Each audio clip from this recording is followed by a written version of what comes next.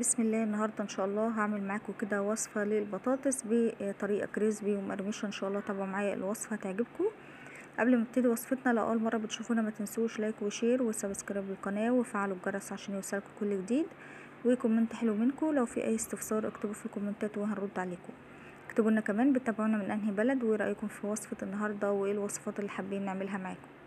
هحتاج معايا في الوصفة هنا بطاطس انا قشرتها وشطفتها، ومعايا بيضة، ومعايا ملح وفلفل اسود، معايا كمان اي مادة او اي حاجة تكون كريسبي كده للكفر اللي هنحطه على البطاطس. تمام كده، تابعوا معايا كده الوصفة، ان شاء الله الوصفة تعجبكم. هقولكوا على المكونات تاني. معايا حاجة زي كورن فليكس كده او كفر للطبقة المقرمشة، ويحتاج معايا كمان بطاطس انا هنا قشرتها وشطفتها، ومعايا بيضة وملح وفلفل اسود.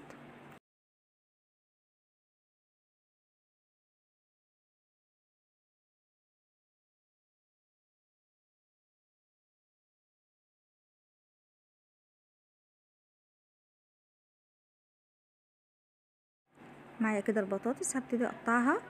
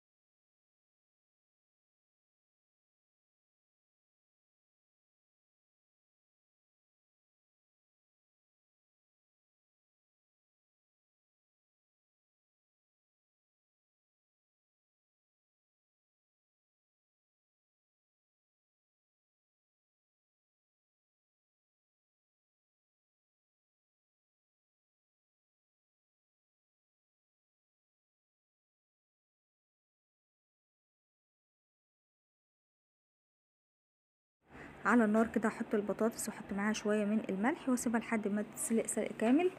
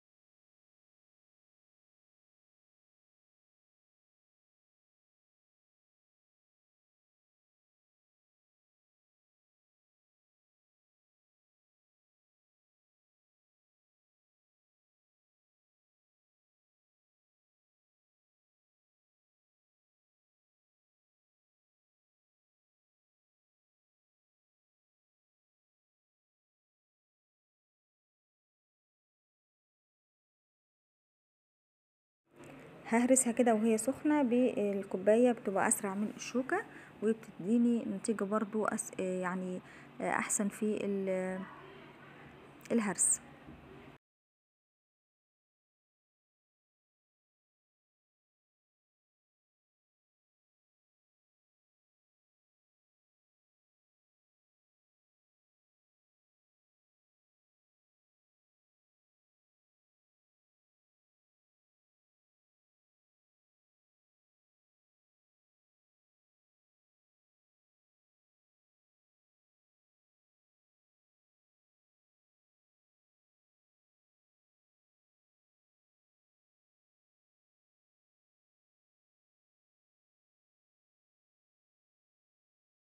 اخلي البطاطس بقى تهدى معايا، وبعد كده هضرب البيضه واحط البيضه، ما احطش البطاطس سخنه عشان البيض ما يستويش معايا. هحط ملح وفلفل اسود.